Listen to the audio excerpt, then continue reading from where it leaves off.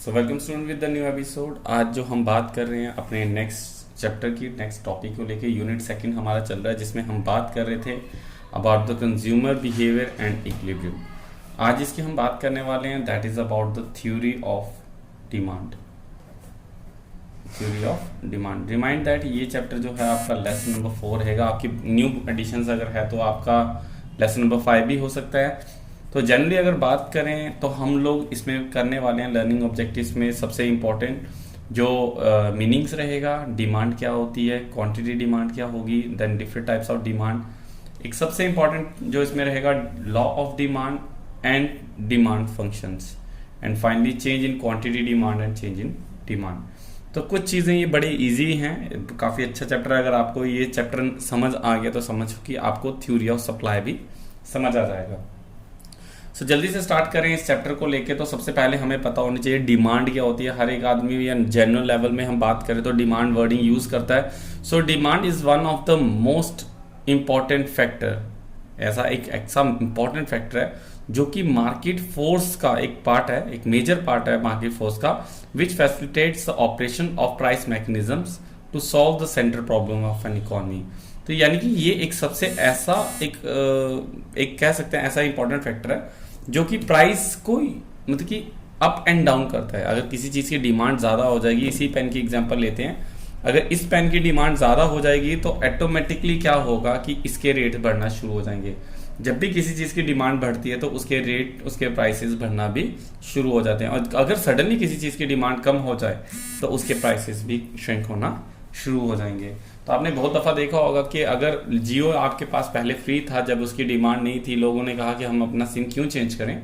But जब उन्होंने क्या किया कि एक डिमांड राइजअप्स की, यानी कि उन्होंने क्या किया कि सडनली डिमांड उसकी बढ़ाई, तो उन्होंने अपने प्राइसेस जो थे उनको भी बढ़ाना शुरू कर दिया। उसी चैप्टर्स के यहाँ पे हम बात करेंगे आज थ्योरी ऑफ डिमांड की।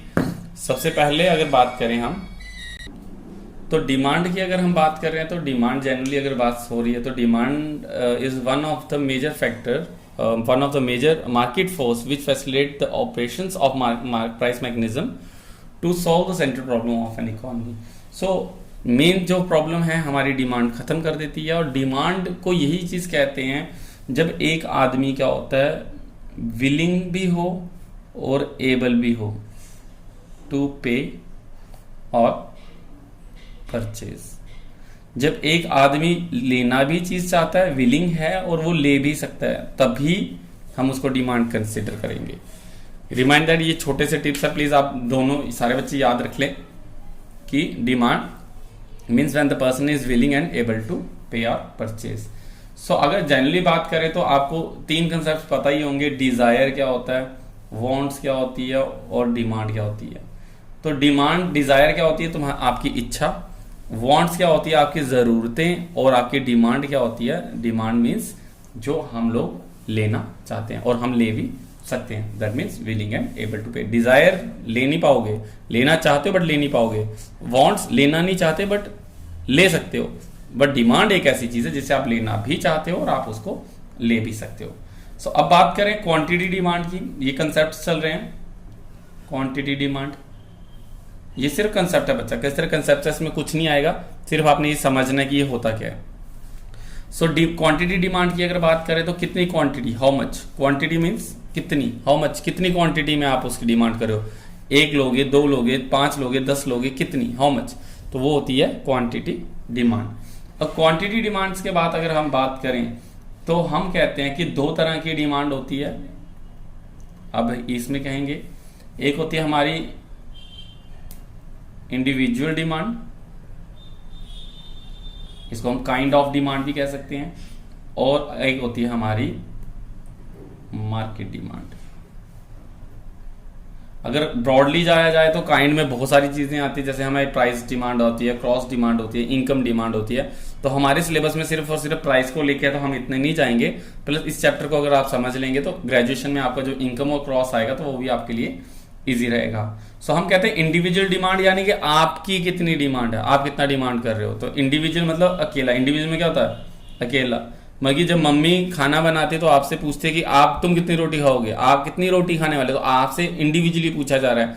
तो मम्मी आपके लिए उतनी बनाएगी, 3, 4, 2, 1, तो कितनी खाएंगे वो इंडिविजुअल होती है। जबकि मार्केट होती है एग्रीगेट, यानी कि मम्मी ने सबसे पूछा आप कितने खाओगे, कोई कहता 2 खाएंगे, ए ने कहा 2 खाऊंगा, बी ने कहा 3 खाऊंगा, सी ने कहा 2 खाऊंगा, तो टोटल करने के बाद जो हमारे पास 7 आएंगी, that is called the market demand. तो कंपनी क्या करती है, सिर्फ एक J&K के लिए प्रोडक्शन नहीं करती है, सारे कंट्रीज के लिए प्रोडक्शन करेगी, एक्सपोर्ट के लिए प्रोडक्शन करेगी। तो टोटल देखेगी कि टोटल हर जगह से कितनी कितनी कितनी डिमांड्स आ रही है, और जितनी डिमांड आएगी उतनी ही प्रोडक्शंस करेगी। सो इंडिविजुअल डिमांड मतलब कि आपकी अकेली डिमांड, तो individual demands and the total demands of all the consumer taken together is called the market demand.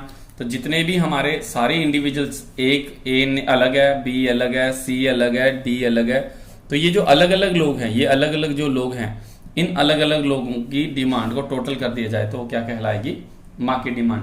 तो इसको आप प्लीज ध्यान में रखें कि इनकम डिमांड क्या होती है और मार्केट डिमांड क्या होगी। इसके बाद आता है concept demand schedule. Demand schedule, तो डिमांड स्केड्यूल की बात करें तो स्केड्यूल का यहां पे मतलब होता है बच्चा टेबल, डिमांड का टेबल। एक टेबल इंडिकेट किया जाता है इस तरह से, मैं टेबल बना के दिखा रहा हूं आपको। यहां पे देखो, यहां पे P indicates price and QD represents quantity. P means price and QD means quantity demanded. So अगर 10 थी तो मैं 2 चीजें लूंगा, अगर वही 5 की हो जाएगी तो मैं 4 चीजें लूंगा। ठीक है, 10 रुपए में 2, 5 में 4। तो यानी कि अगर कोई भी आप सामान लेने जाते हैं मार्केट में तो आप पहले उनसे ये चीज पूछते हैं कि भैया कितने का लगाया, तो जितने का लगाया होगा उसी के बिहार पे आप अपने इनकम देखते हैं, प्राइस देखते हैं, और दोनों चीजों को देख के आप डिसाइड करते हैं। 10 रुपए की चीज थी तो 2 लेंगे, अब वो कहता है नहीं 10 वाली चीज 5 में है, तो हम कहते हैं चलो भैया 4 दे दो। अब वो कोई भी एक्स फैक्टर हो सकता है, कोई भी चीज हो सकती है। इसी तरह से इंडिविजुअल डिमांड 2 तरह से होती है, एक होती है सॉरी डिमांड स्केड्यूल 2 तरह की होगी।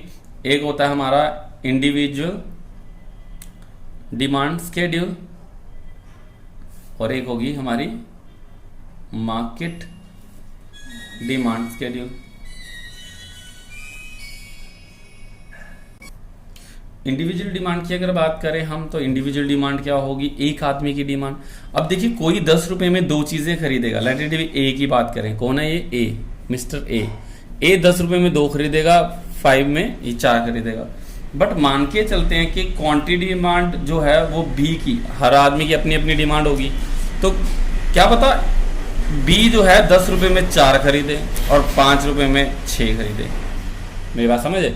तो हर एक आदमी की अपनी अपनी डिमांड होती है। जरूरी नहीं है कि एक आदमी एक कुलचा खा रहा है तो दूसरे वाला भी एक ही खाएगा, क्या तो 2 खाए, क्या वो 3 खाए, उसकी चॉइस है भाई। तो आपका प्राइस और क्वांटिटी डिमांड, डिमांड स्केड्यूल क्या होता है, demand schedule is a table which shows the relation between which shows the quantity and it's price. तो ये हमारी मेन चीज रहेगी।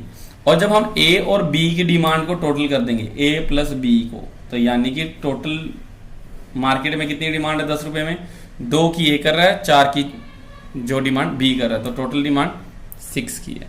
और वैसे ही डिमांड 10 की है मार्केट में जब प्राइस 5 होगा, ए प्लस बी। मैंने ऊपर आपको बता दिया, पहले ही बता दिया, जब टोटल ऑफ इंडिविजुअल डिमांड को हम क्या कहेंगे, मार्केट डिमांड। तो मार्केट स्केड्यूल क्या होगा, एक ऐसा टेबल जहां पे दोनों की आएगी। इसके बाद अगर बात करें डेफिनेशन वाइज तो आप इसको ये भी लिख सकते हैं, इंडिविजुअल डिमांड स्केड्यूल क्या होता है। सो इंडिविजुअल डिमांड स्केड्यूल होता है, it is a tabular presentations of negative relation between price of X and quantity demand of X by an individual consumer or household and other thing being equal। Please इस definition को आप चाहें तो लिख लें और ये डायग्राम टेबल बना सकते हैं। जबकि हम इसी के साथ अगर हम बात करें इंडिविजुअल कर्व्स की, सॉरी डिमांड कर्व की, तो डिमांड कर्व क्या होती है, it is a graphical presentation of individual demands. ये क्या होती है, इसी टेबल की डायग्राम बनाएंगे अगर हम इस तरह से, यहां पे रखेंगे यूनिट्स, यहां पे हम रखेंगे यूनिट्स और यहां पे रखेंगे हम प्राइस। ठीक है, और 10 में कितने की थी, 1 2 3 और 4, 1 2 3 4, this one is like 5 and this one is 10। तो 10 रुपीज में कितने की थी डिमांड, 2 की। ठीक है, 10 पे कितने की थी, 2 की, और 5 पे कितने की है, 4 की। तो इन दोनों को ज्वाइन कर देंगे तो ये आ जाएगी एक कर्व जिसको हम कहेंगे demand curve. So demand curve is a graphical presentation of individual demand schedule and that is a negative relation between P and Q, यानी प्राइस और quantity demand of X by an individual consumer और हमारा individual household. तो demand curve भी दो तरह की होगी, एक होगी हमारी इंडिविजुअल डिमांड कर्व और एक होती है हमारी market demand curve. DC means demand curve. और जब हम इंडिविजुअली टेबल ए की भी बना सकते हैं, ऐसे ही हम बी की भी बना सकते हैं। और जब ए और बी यानी 10 रुपए में 6, तो this one is let it be 5 and this one is 10 and this one is 5 and this one is 10। तो ये 10 रुपए में कितने की थी? 6 की, और यहाँ पे 5 में 10 की। तो ऐसे कर्व करेंगे तो ये आ जाएगी। यानी डिपेंड करता है कि आप टेबल कौन सा ले रहे हैं। आप यहाँ पे प्लीज आप देख लें, अगर आप ये वाला इंडिविजुअली टेबल ले रहे हैं 10 पे 2 और 5 पे 4, तो ये आपकी इंडिविजुअल डिमांड कर्व। अगर आप 10 पे 4 और 5 पे 6, तो ये भी इंडिविजुअल डिमांड कर्व। बट अगर आप टोटल मिला के ये 6 और 10 वाला कंसेप्ट लेके बनाएंगे तो ये आ जाएगी मार्केट डिमांड कर्व। इसमें से कुछ भी ऐसा नहीं है जो आपके एग्जाम में आएगा, इसमें से कुछ भी आपका पेपर में नहीं आएगा। आपको सिर्फ और सिर्फ समझना था कि इंडिविजुअल डिमांड कर्व क्या होती है, मार्केट डिमांड कर्व क्या होती है। सो अब आते हैं अपने मेन टॉपिक पे, which is called law of demand. इस चैप्टर का सबसे important topic law of demand, जिसको हम कहते हैं कि क्या ऐसा रहेगा कि क्या कहता है ये लॉ। जैसे लॉ ऑफ डीएमयू था, कुछ लॉ कहते थे, लॉ ऑफ ग्रेविटी होती है। सो डेफिनेशन लिखना चाहे तो आप लिख सकते हैं लॉ ऑफ डिमांड की, the law of demand explains the negative relation between the price and quantity demand of a commodity assuming the other factors not affecting the demand, or you can say that assuming other factor affecting demand to be constant। तो आप कुछ भी लिख सकते हैं, आपकी choice है। आप अपनी बुक की भी डेफिनेशन लिख सकते हैं, इसमें कोई इश्यूज नहीं होगा। अब बात करें अगर हम लॉ ऑफ डिमांड की, तो लॉ ऑफ डिमांड कहता है, सिंपल सी चीज है, वो कहता है कि प्राइस के बीच में और क्वांटिटी डिमांड के बीच में एक रिलेशन होता है जो कि नेगेटिव होता है। नेगेटिव मतलब कि अगर आपका प्राइस बढ़ेगा तो डिमांड कम होगी, और अगर प्राइस कम होगा तो आपकी डिमांड बढ़ेगी। एरोस इंडिकेट कर रहे हैं, बढ़ेगी तो कम होगा, कम होगी तो बढ़ेगी।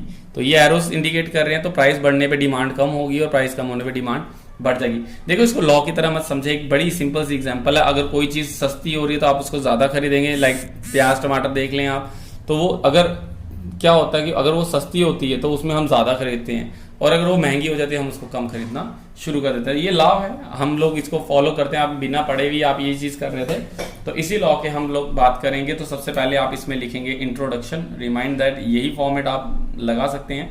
सो सबसे पहले आप बात करेंगे इंट्रोडक्शंस की। इंट्रोडक्शन में आप बताएंगे law of demand shows the negative relation between the price and quantity demand. इसके बाद अगर लॉ की बात करें तो लॉ में आएगा आपका अजम्पशंस। अजम्पशंस क्या कहती हैं? अजम्पशंस क्या होती हैं कि मान के चलेंगे, क्योंकि हमने कहा कि that other factor affecting the demand to be constant. देखो प्राइस के अलावा बहुत सारी चीजें होती है, मेरी इनकम होती है, मेरा टेस्ट होती है, मेरी प्रेफरेंस होती है, मेरे फ्यूचर एक्सपेक्टेशंस होती है। बहुत सारी चीजों को लेके हम लोग क्या कहते हैं कि वो सारी चीजें कांस्टेंट रहेंगी। अब अजम्पशंस की बात करें तो सिंपली आपने अजम्पशंस लिखना है that D of X is the function of, that is ऐसा F P R Y T F E then Y D then N P. तो ये सारी चीजें क्या रहेंगी?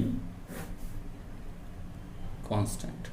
अब ये P R Y T F E Y D N P, ये सारी चीजें क्या हैं? डोंट वरी, हम अगले नेक्स्ट टॉपिक में ये डिस्कस करने वाले हैं। फिलहाल के लिए आप, जब मैं उनको बताऊंगा तो आपको ये सारे कंसेप्ट समझ आएंगे और मैं उसको रिलेट भी कर दूंगा। तो आप ये समझ लें ये सारी चीजें कांस्टेंट रहेंगी, यानी ना आपकी इनकम चेंज होगी, ना दूसरे प्रोडक्ट चेंज होंगे, ना ही कोई और चीज चेंज होने वाली है। अब इसी को एक्सप्लेन करेंगे लॉ ऑफ डिमांड को with the help of table.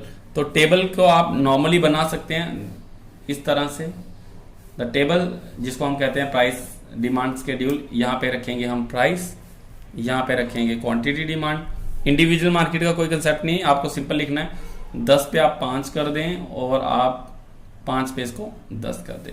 यानी कि सिंपल सी चीज है कि जब 10 रुपए प्राइस था तो आप 5 चीजें ले रहे थे, जब प्राइस 5 शुरू हो गया तो आपने चीजें बढ़ा दी। So it shows a negative relation when the price falls the demand will rise. आप ऑपोजिट भी कर सकते हैं, 5 यहाँ 10 यहाँ 10 यहाँ 5 यहाँ, तो कुछ भी आप कर सकते हैं, आपकी अपनी बुक के अकॉर्डिंग भी चले, इसमें कोई भी टेंशन लेने वाली बात नहीं है। और इसी को हम एक क्या करेंगे, डायग्रामेटिकली एक्सप्लेन करेंगे लॉ ऑफ डिमांड को, और डायग्राम में हम क्या करेंगे, एक डायग्राम बनाएंगे। On X axis we taking quantity demand, on Y axis we taking a price. So normally यहाँ पे आप ले सकते हैं this one is 5 and this one is 10, this one is 5 and this one is 10। तो जब price 10 था तो कितनी डिमांड थी, 5 की, तो यहाँ पे एक स्लॉट आएगा आपका पॉइंट। और एक आता कि जब प्राइस कम हुई 5 पे हो गई तो डिमांड 10 पे हो गई, तो ये आएगा एक पॉइंट। इन दोनों पॉइंट को ज्वाइन करेंगे आप, तो एक कर्व आएगी आपकी इस तरह से, जिसको हम क्या कहेंगे, डिमांड कर्व। और डिमांड कर्व क्या इंडिकेट कर रही है, it shows a negative relation between price and quantity demanded. जब प्राइस 10 से 5 गया तो आपकी डिमांड 5 से 10 पे चली गई। इसमें ज्यादा कुछ नहीं है बच्चा, बहुत इजी वाला है। इंट्रोडक्शन लिखनी है आपने लॉ ऑफ डिमांड की, अजम्पशंस लिखनी है, टेबल बनाना है, टेबल हल्का सा एक्सप्लेन करना है, और डायग्राम बनानी है। इंपॉर्टेंट क्वेश्चन है, पेपर में आता है, explain the law of demand with the help of table and diagram. तो आपने ये बनाना है, इसको एक्सप्लेन भी करना है। मैं एक्सप्लेन इसलिए नहीं कर रहा हूं क्योंकि आपके बुक में जो आप टेबल लेंगे, आपका राइटिंग स्किल्स होना चाहिए। अगर आपका राइटिंग स्किल्स नहीं है तो ये आपको बनाना काफी मुश्किल हो जाएगा।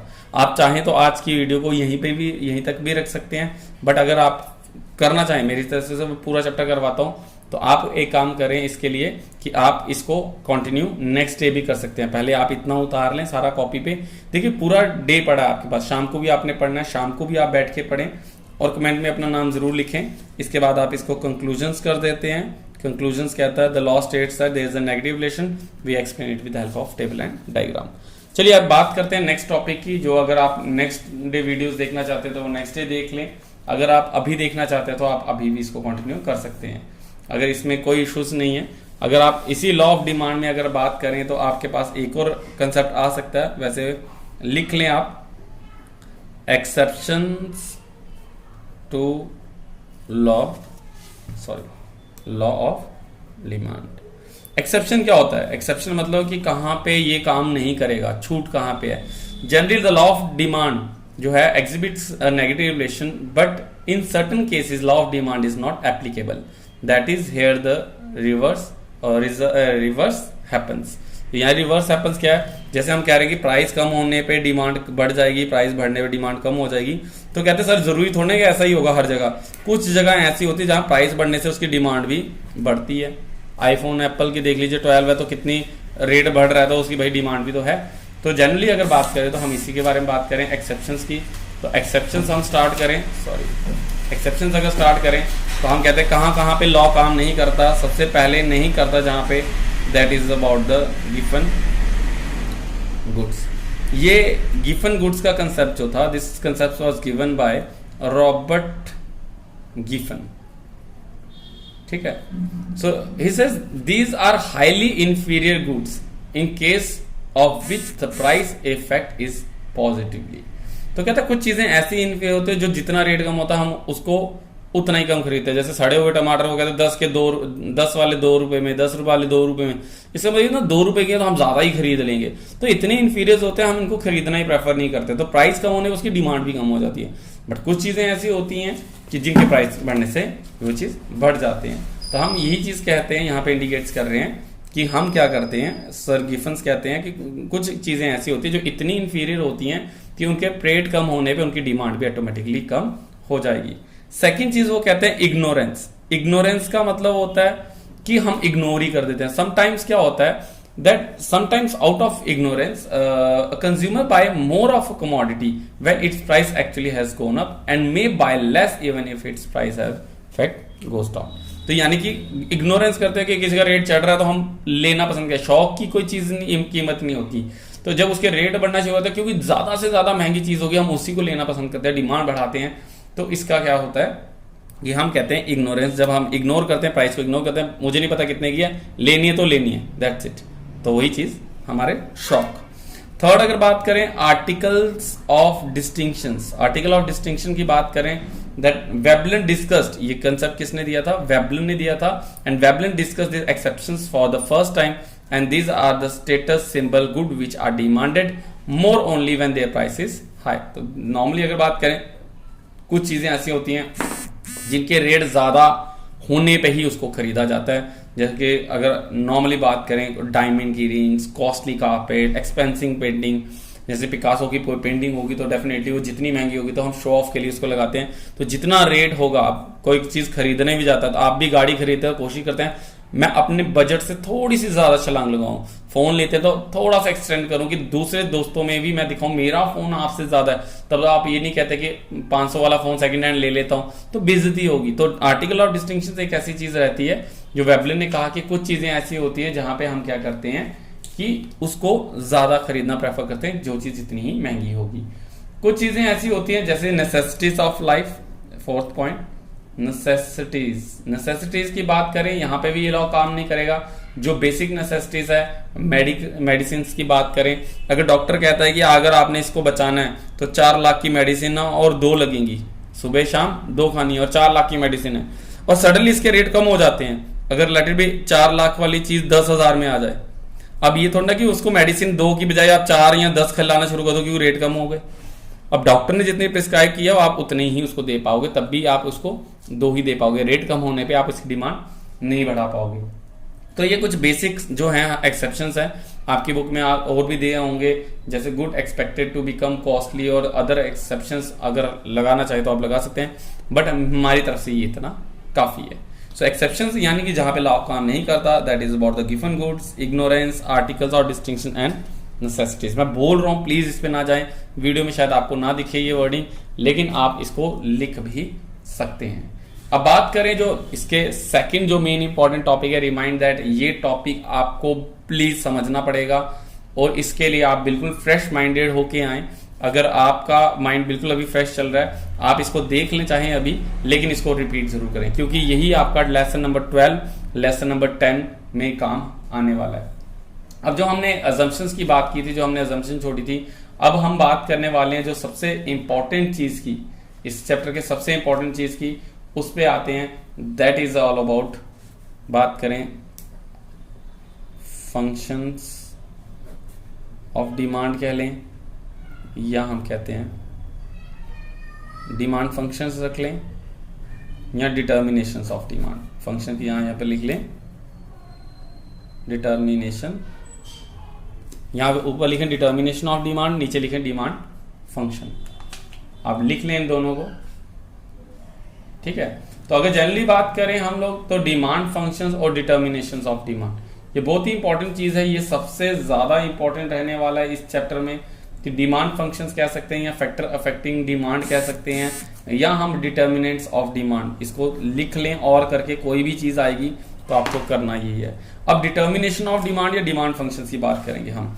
डिमांड फंक्शन के लिए आप लिखेंगे D of X is the function of F, लिख रहा हूं मैथमेटिकली, जैसे आप लिख दें D of X equals to F, bracket में डालें पी एक्स पी आर, अब यहां पे लिखें वाई टी ई, ओके। इस तरह से आपने ये लिखना है, then N N Y D, मैं इतना ही रख रहा हूं, आप इस चीज को समझ लें। अब इसी से आपका नेक्स्ट टॉपिक जुड़ेगा, that is P X P R Y T E N N Y D. मैं अगर आपको लॉ ऑफ डिमांड दिखाऊं तो हमने यहाँ लॉ ऑफ डिमांड में ये सारी चीजें हमने क्या ली थी, कांस्टेंट। अब ये सारी चीजें क्या वही हम एक्सप्लेन कर रहे हैं, तो जब इनके नाम आ जाएंगे तो आप 1 बाय 1 इसको समझ सकते हैं।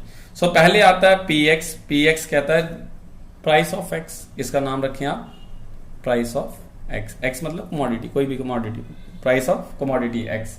तो नॉर्मली कहता है कि देखिए इसके बीच में अगर बात करें तो हमें ये समझना है और समझते समझते अपने प्लीज नोट्स बनाते जाएं, लिखते जाएं, तो हमें आपको इजी हो जाएगा। सो कहता है कि सबसे पहले डिमांड फंक्शन की बात करें तो डिमांड फंक्शन की डिमांड सर बढ़ेगी या कम होगी। डिटर्मिनेंट क्या होता है, डिटरमाइन करना, डिटरमाइन मतलब तय करना कि रेट बढ़ेगा या कम होगा, तो डिटरमाइन करना कि रेट बढ़ेगा या कम होगा। तो कहते हैं डिटर्मिनेशन ऑफ डिमांड, डिमांड बढ़ेगी या कम होगी, इस पेन की डिमांड बढ़ेगी कम होगी, कौन डिसाइड करेगा। डिमांड फंक्शन क्या होता है, डिमांड का फंक्शन कौन कर रहा है, रिमोट का फंक्शन कौन करता है, रिमोट कंट्रोल करता है। तो हम कहते हैं कि ये सारी चीजें डिमांड को बढ़ाते और कम करते हैं। अब कैसे करते हैं वो देख लें।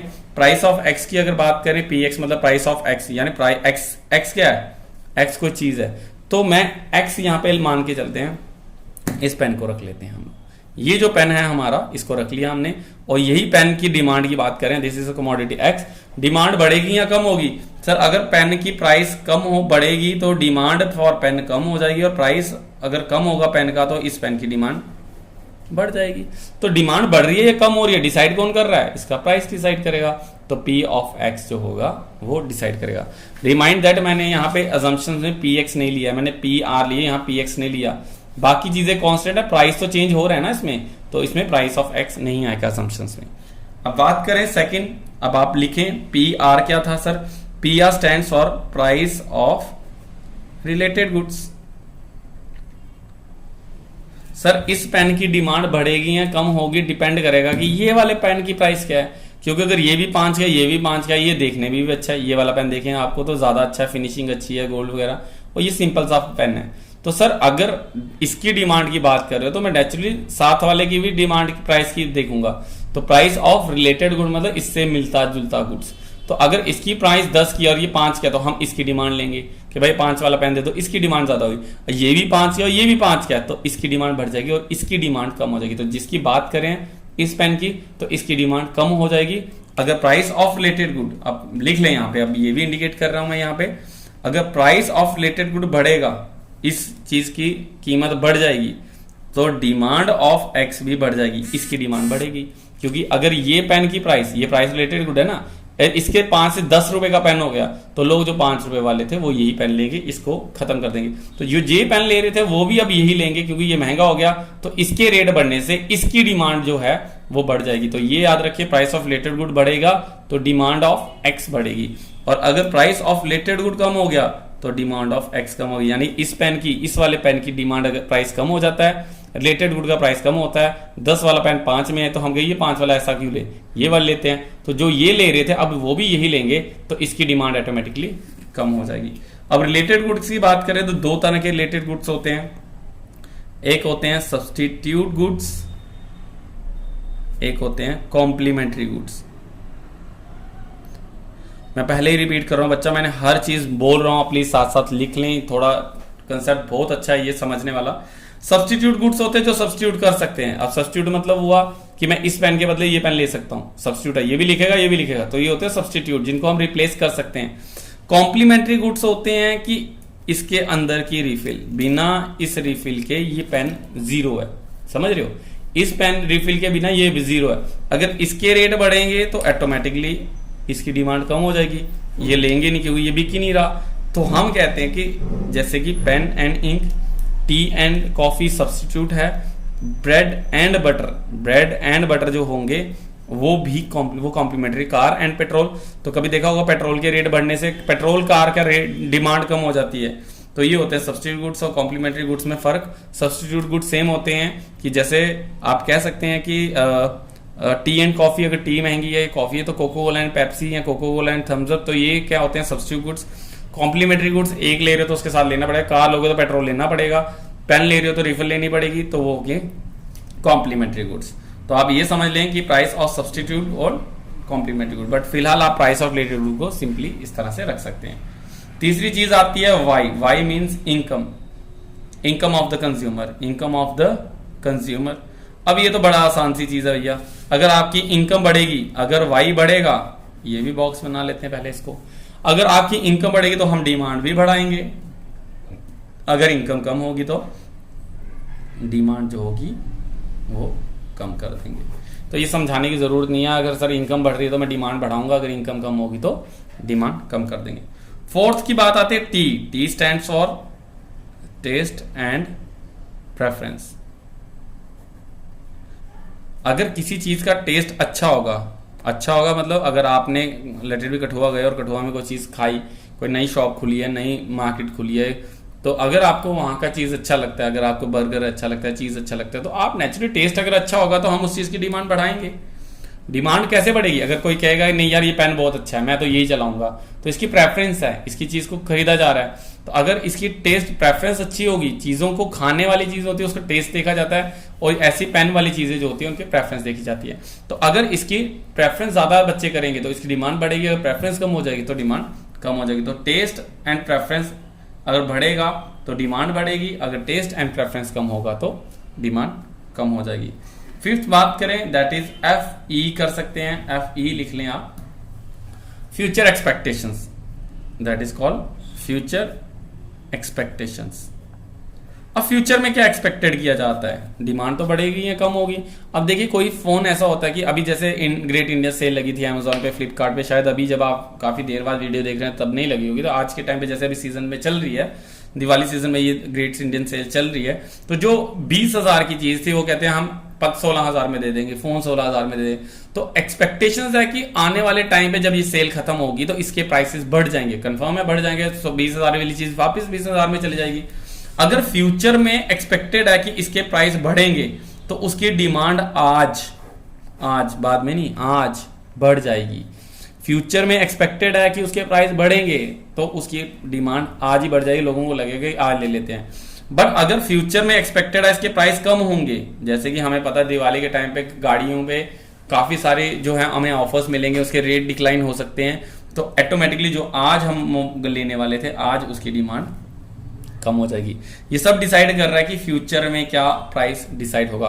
फ्यूचर के प्राइस को देखे हम आज की डिमांड देख रहे हैं कि फ्यूचर में हमें लगता है कि अगर कोई बताता है, ये देखा होगा आपने कि रात 12 बजे के बाद पेट्रोल के रेट बढ़ जाएंगे 2 रुपया, तो लोग पेट्रोल पंप में आज ही पेट्रोल डलवाने, टंकी फुल करवाने शुरू हो जाते हैं। फ्यूचर अभी रेट बढ़े नहीं है बट डिमांड आज बढ़ गई, फ्यूचर में रेट बढ़ेंगे तो डिमांड बढ़ जाएगी आज। और फ्यूचर में अगर कोई कहेगा कि कल से रेट कम हो रहा है पेट्रोल के 5 रुपए, तो जिसने आज डलवाना था वो आज नहीं डलवाएगा, उसकी डिमांड ऑटोमेटिक कम कर देगा। इसके साथ ही अगर सिक्स की बात करें दैट इज एनपी लिख सकते हैं, number of population, number of population. अगर नंबर ऑफ पॉपुलेशन बढ़ेगी, ज्यादा लोग क्लास में 10 बच्चे हैं तो 10 की डिमांड होगी, अगर 20 हो जाए तो 20 की डिमांड होगी, 30 होगी 30 होगी, 1 लाख की डिमांड हो जाएगी। तो नंबर ऑफ पॉपुलेशन बढ़ेगी तो ऑटोमेटिकली डिमांड भी बढ़ेगी, जितने ज्यादा लोग होंगे उतनी डिमांड बढ़ेगी। और दूसरी चीज ये आ जाएगी कि अगर नंबर ऑफ पॉपुलेशन कम होगी तो डिमांड भी ऑटोमेटिकली कम हो जाएगी। तो ये बड़ा इजी सा कंसेप्ट है, इसमें कोई समझने वाली बात नहीं है। And last one is about the Y D, it means income distribution. अगर कंपनी ज्यादा एम्प्लॉयज को इनकम डिस्ट्रीब्यूट करेगी, ज्यादा डिस्ट्रीब्यूट करेगी, दिवाली पे बोनस देगी, अगर वाईडी बढ़ेगा तो लोग भी अपनी डिमांड को बढ़ाएंगे, अगर वाईडी कम होगा तो डिमांड भी कम हो जाएगी। तो बड़ा इजी सा कंसेप्ट है, इनकम बढ़ने पे डिमांड बढ़ेगी और इनकम डिस्ट्रीब्यूशन कम होने पे डिमांड कम हो जाएगी। अगर ध्यान से देखें तो प्राइस ऑफ एक्स को छोड़ के, यहाँ पे देख लीजिए, प्राइस ऑफ एक्स को छोड़ के बाकी सब चीजों के एरोज एक साथ ही चलते हैं, यानी पॉजिटिवली चलेंगे कि अगर ये चीजें बढ़ेंगी तो डिमांड बढ़ेगी और अगर वो चीजें कम होगी तो डिमांड कम होगी। यही रीजन रहा कि हमने कहा कि डिमांड, अब ये लॉ ऑफ डिमांड वाला पेज में है, तो लॉ ऑफ डिमांड में इसलिए कहा कि अगर ये चीजें बढ़ती हैं तो डिमांड बढ़ेगी। तो लॉ तो कहता था कि अगर ये इनके एरोज ऑपोजिट हैं बट इनके एरोज देखेंगे तो पॉजिटिव हैं, तो इसीलिए लॉ ऑफ डिमांड में ये सारी चीजें जो थी वो कांस्टेंट रखी गई थी। Price of related good, income, taste and preference, future expectation, income distribution, number of populations. तो अब आपने यहाँ पे इनके नाम भरने हैं, ये मत भरिए, अब इनके आप नाम लिखेंगे assumptions पे, दैट ऑल रिमेन कांस्टेंट। और क्या चीज रहेगी एक, that is only price of x, जो होगा वो कांस्टेंट नहीं रहेगा। और डिमांड फंक्शन, सर ये सारी चीजें जो हैं डिमांड की बढ़ाना या कम करना करते हैं। सो अब बात करें अगर हम आगे, ये समझ आ गया ना, इसको प्लीज थोड़ा टाइम दे दें, आप शाम को बैठें एक दफा बिल्कुल समझें और बुक को भी एक दफा रीड आउट कर लें तो आपको ये चीज समझ आ जाएगी। अब जो इंपॉर्टेंट टॉपिक पढ़ने वाले हैं, ये भी लेसन नंबर 12 के लिए बहुत ज्यादा इंपॉर्टेंट है और आप प्रीवियस वाले टॉपिक से ये बिल्कुल रिलेट करेगा। अब यहां पे क्या बात करें हम लोग, चेंज इन डिमांड, ये लास्ट टॉपिक है हमारा इस चैप्टर का, कि डिमांड कैसे चेंज होगी। डिमांड कैसे चेंज होगी, डिमांड चेंज होने पे अगर बात करें तो डिमांड कैसे चेंज होगी, ये समझ लें, इसको ऐसे बनाएं। हम कहते हैं कि डिमांड चेंज होना दो तरह से होता है। अब चेंज इन डिमांड कैसे होगी, एक होती है हमारी मूवमेंट, एक होती है हमारी शिफ्टिंग। या तो डिमांड मूव करेगी, मूवमेंट होगी, या शिफ्टिंग होगी। देखिए मूवमेंट क्या होता है, जब एक ही डिमांड कर्व पे हम पॉइंट ए से बी या बी से ए पे जा रहे हैं, यहां पे देख लीजिए, छोटी बना रहा हूं, बड़ी करेंगे इसको, डोंट वरी। सो एक ही लाइन पे हम एक ही जगह पे आगे पीछे कर रहे हैं, यानी कि इसी पेज पे मैं आगे पीछे जा रहा हूँ, यही एक पेज पे आगे पीछे कर रहे हैं, हम पेन को मूव कर रहे हैं, ये चीज, ठीक है, दिस इज कॉल्ड मूवमेंट। अब बात आती है शिफ्टिंग की, तो पेज शिफ्ट करेंगे, ये वाला पेज उठा के यहाँ पे और नया पेज, ये पेज मूव नहीं हो रहा, ये पेन शिफ्ट करेंगे इस वाले पेज से। अब मान के चलिए ये पहले इस पेज पे रोटेट कर रहा था, यहाँ पे देखिए यहाँ पे चल रहा है, बट अब मैं पेन को मूवमेंट नहीं करूंगा, पेन को शिफ्ट कर दूंगा न्यू पेज पे, तो ये होगी शिफ्टिंग। जब बिल्कुल चेंज हो जाए दैट इज कॉल्ड शिफ्टिंग। ऐसे समझ ले जब एक डिमांड कर्व तो थी, उसके साथ एक और डिमांड कर्व आएगी, तो पूरी डिमांड कर्व ही चेंज हो जाएगी। तो चेंज तो दोनों है, ये यहां से यहां जाए या यहां से यहां जाए, तो मूव ये तो चेंज हो रहा है, इसकी पोजीशन तो चेंज हो रही है, वैसे ही डिमांड की पोजीशन भी चेंज होती है। मूवमेंट की अगर आप बात करें, अब मूवमेंट भी दो तरह की होती है। अब मूवमेंट को भी आप इस तरह से कह सकते हैं, ये बिल्कुल कंसेप्ट आपका 10th चैप्टर निकल जाएगा इसमें से सारा। सो मूवमेंट की अगर बात करें, एक होती है हमारी एक्सटेंशन, एक्सटेंशन बोर्ड तो आपने देखा होगा, एक होती है हमारा कॉन्ट्रैक्शन, एक होगा एक्सटेंशन, एक होता है कॉन्ट्रैक्शन। और शिफ्टिंग में भी दो तरह की आती है, प्लीज आप साथ साथ इसको नोट डाउन भी कर लें। एक होती है इंक्रीज, ये तो हमारा डिक्रीज। अब एक्सटेंशंस की अगर हम बात कर रहे हैं यहाँ पे, तो एक्सटेंशंस का मतलब है, देखिए आपका एक्सटेंशन कॉर्ड देखा होगा, एक स्विच के आगे बहुत सारे, तो वैसे ही एक्सटेंशंस का मतलब होता है जब डिमांड एक्सटेंड होती है। याद रखिएगा प्राइस ऑफ एक्स मूवमेंट की किसकी वजह से होती है, जब सिर्फ और सिर्फ प्राइस ऑफ एक्स बदलेगा। मूवमेंट कब होगी, जब सिर्फ और सिर्फ प्राइस ऑफ एक्स बदलेगा। यहाँ पे मैं दिखा दूं आपको कि जब हमने डिमांड फंक्शन करी तो सिर्फ और सिर्फ प्राइस ऑफ एक्स बदलेगा, बाकी कोई चीज नहीं बदलेगी। ये सारी चीजें मैंने हाइड कर दी। जब सिर्फ और सिर्फ प्राइस ऑफ एक्स बदलेगा तो क्या कहलाएगी, हमारी मूवमेंट होगी। और जब प्राइस ऑफ एक्स को छोड़ के कोई भी चीज बदलेगी तब हमारी क्या चेंज होगी, हमारी शिफ्टिंग होगी। तो ये कंसेप्ट आप बिल्कुल ध्यान में रखें। देखिए इकोनॉमिक्स एक कंसेप्चुअल है, अगर आपको समझ आएगा कंसेप्ट तो ही आप कर पाएंगे। तो मैं कहता हूं कि एक्सटेंशन होगा जब प्राइस ऑफ एक्स कम होगा तो हमारी डिमांड एक्सटेंड होगी, ठीक है। अब इसको डायग्रामेटिकली यहाँ पे देख लें, अब मैं बड़ा कर रहा हूं इसको एक ही दफा। तो यहाँ पे P है यानी क्वांटिटी डिमांड है। अगर देखिए प्राइस कम होगा, प्राइस 10 था तो डिमांड 5 थी, यहाँ पे था पॉइंट, मान के चलिए ये वाला, ठीक है, ये समझ आ रहा है। यहाँ पे देखिए जब प्राइस 10 था तो डिमांड 5 की थी, और जब प्राइस कम हुआ 10 से कितना हो गया 5, तो लॉ कहता है कि डिमांड बढ़ जाएगी। लेट इट बी ये 10 पे हो गई, this is point A indicates, और यहाँ पे ये पॉइंट 10 पे 5, तो दोनों points, this is point B. तो अगर आप इन दोनों पॉइंट्स को लाइन ड्रॉ करेंगे तो डिमांड कब आएगी, तो प्राइस के कम होने पे डिमांड बढ़ी है, तो आप पॉइंट ए से कहां पे गए हैं, बी पे गए। देखिए ये जब तक नहीं बनाओगे तो बच्चा नहीं समझ आएगा, मैं सिंपली बता रहा हूं। अगर आप कहते हैं सर हमें समझ नहीं आया, रीजन से है आपने पेन नहीं चलाया। जब आप पेन चलाएंगे, अगर आपको ये नहीं पता लगा कैसे बना, प्लीज आप फिर से रिपीट करें, देखिए सर ने कैसे, मैं ड्रॉ कर रहा हूं लाइव पे, आप इसका पिक्सलेट बढ़ा लें, ये पिक्सलेट हाई पिक्सलेट पे वीडियो चलती हैं। तो प्राइस अगर 10 से 5 गया, प्राइस कम हुआ तो डिमांड बढ़ी, तो हमने डिमांड एक्सटेंड की 5 से 10 एक्सटेंशंस, तो हम ऑटोमेटिकली पॉइंट ए से पॉइंट बी पे आ गए। तो ये क्या लगाएगी, मूवमेंट। मूवमेंट ए की डिमांड कब है, ए से बी पे। और कॉन्ट्रैक्शंस कब होती है, डिमांड कॉन्ट्रैक्ट सिकुड़ जाना, यानी कि जब प्राइस ऑफ एक्स बढ़ेगा, जब चीज बढ़ेगी तो प्राइस, तो डिमांड क्या होगी, कम हो जाएगी। तो हम पॉइंट बी से कहां आ जाएंगे, पॉइंट ए पे आ जाएंगे। यही आपकी डायग्राम आपको बुक में भी मिलेगी। तो पॉइंट ए से बी पे आ रहे हैं तो डिमांड एक्सटेंड हो रही है, पॉइंट बी से ए पे जा रहे हैं तो डिमांड कॉन्ट्रैक्ट हो रही है, और ये हो जस्ट बिकॉज ऑफ प्राइस के बढ़ने या कम होने से होती है। ये आप बिल्कुल आप समझ लें।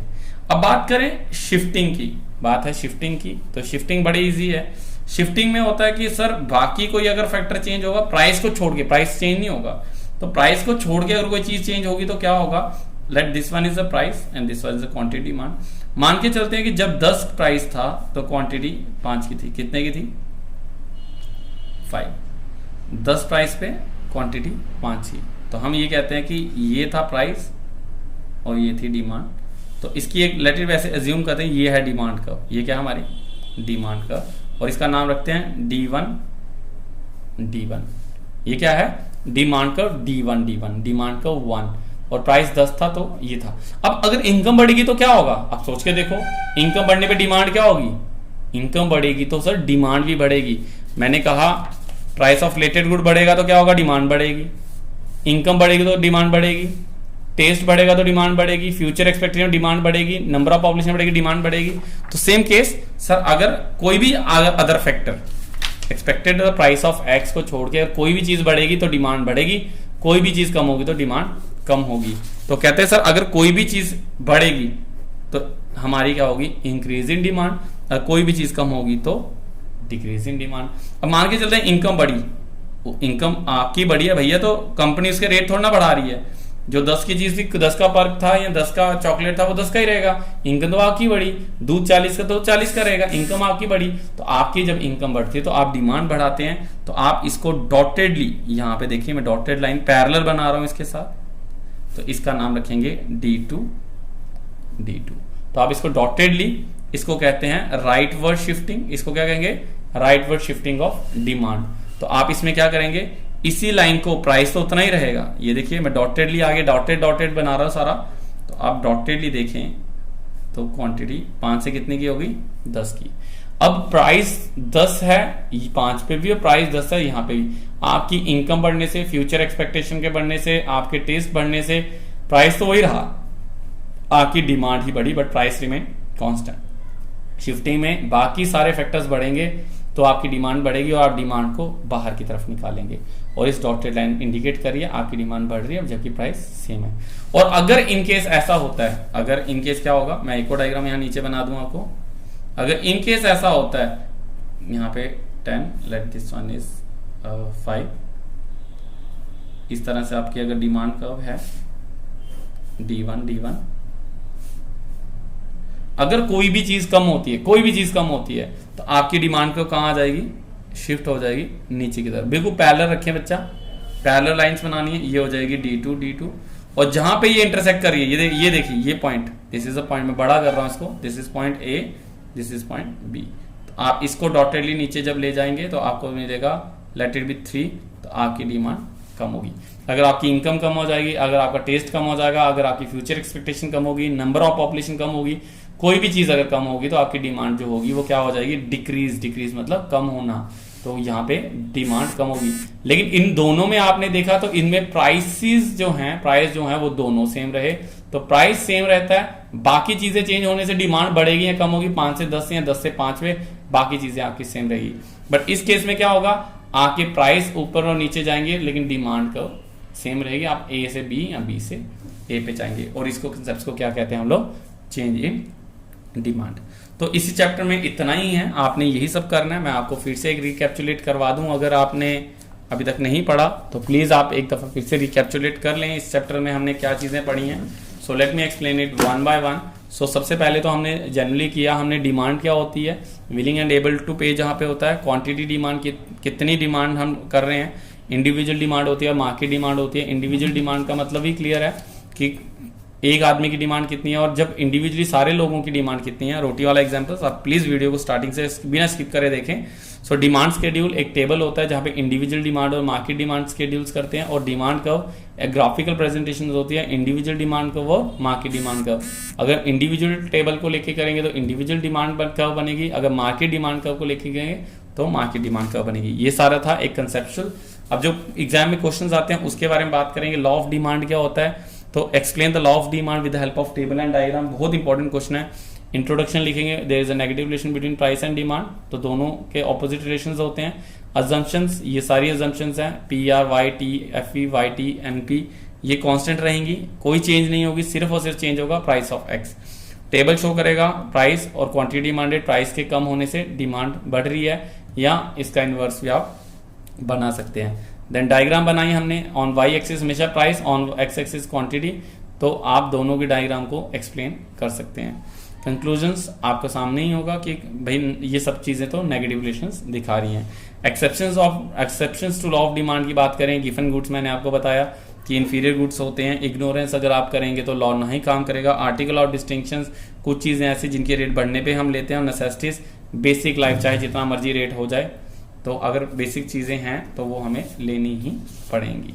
सो नॉर्मली अगर बात करें इसके बाद डिमांड फंक्शन जो सबसे इंपॉर्टेंट टॉपिक है, एक्सप्लेन द डिमांड फंक्शंस आ सकता है, या explain the determinations of demand functions आ सकता है, या एक्सप्लेन हमें आ सकता है फैक्टर अफेक्टिंग डिमांड आ सकता है। तो सबके आंसर सेम है। तो PX price of related good, income, taste, future expression, number of population and income distribution, पूरा का पूरा आपके बुक में एक्सप्लेन है। ये प्लीज 1 बाय 1 आप लिख सकते हैं कि इनके साथ क्या क्या इसके साथ डिमांड बढ़ेगी या कम होगी, या वो पूछ सकते हैं explain the income of the consumer how it will effect on the demand. तो आपको एक इंडिविजुअली भी आपको ये पूछा जा सकता है। और इसके बाद सबसे important topic change in demand, ये आपको 12th चैप्टर में ये डायग्राम्स हेल्पफुल रहेंगी। मैं ये आपको तब भी दिखाऊंगा, ये जो आपका ये डायग्राम्स रहेंगी तब आपको ये दिखाऊंगा, और आप प्लीज इस वीडियो को तब भी देख लें और अच्छे से अभी कर लें। तो मूवमेंट होती है और एक शिफ्टिंग होती है। मूवमेंट होती है एक ही कर्व पे आगे पीछे जाना, शिफ्टिंग में पूरी डिमांड कर्व ही शिफ्ट हो जाएगी। ये होती है एक्सटेंशन, होती है कॉन्ट्रैक्शन। एक्सटेंशन होती है प्राइस ऑफ एक्स के कम होने से, कॉन्ट्रैक्शन होती है प्राइस ऑफ एक्स के बढ़ने से। तो जब प्राइस ऑफ एक्स कम होगा तो ए से बी पे जाएंगे, कॉन्ट्रैक्शन के टाइम पे बी से ए पे। शिफ्टिंग जो होती है वो सारे फैक्टर्स, प्राइस को छोड़ के सारे फैक्टर्स अगर कोई भी चेंज होता है, देखना आपने कि क्या चेंज हो रहा है, कैसे चेंज हो रहा है। अगर कोई चीज बढ़ रही है तो आपकी डिमांड बढ़ेगी, उसको कहते हैं इंक्रीज इन डिमांड। अगर कोई चीज कम होगी तो वो कहते हैं डिक्रीज इन डिमांड। तो इनके डिफरेंस भी आपकी बुक में मेंशंस होंगे, तो आप उसको भी देख सकते हैं, उससे आपको टॉपिक क्लियर हो जाएगा। तो आई होप आपको ये सारे चैप्टर्स जो हैं, जो जितना भी हमने ये करवाया, तो आपको ये समझ आया होगा। नॉर्मली जितने हम एक लेक्चर्स लेते हैं उसी तरह से ये एक सारा का सारा चैप्टर था। तो आई होप इस चैप्टर के आपके सारे डाउट्स क्लियर होंगे। अब जो नेक्स्ट वीडियो में हम अपने नेक्स्ट चैप्टर को करेंगे वो थोड़ा रहेगा न्यूमेरिकल। प्लीज़ कॉपी लेके आएँ, कमेंट में अपना नाम लिखना ना भूलें, और अगर कोई डाउट्स हैं तो प्लीज़ आप मुझे डायरेक्टली कॉन्टैक्ट भी कर सकते हैं। सो आई होप आपको ये वीडियो समझ आई होगी। Till then bye bye, take care.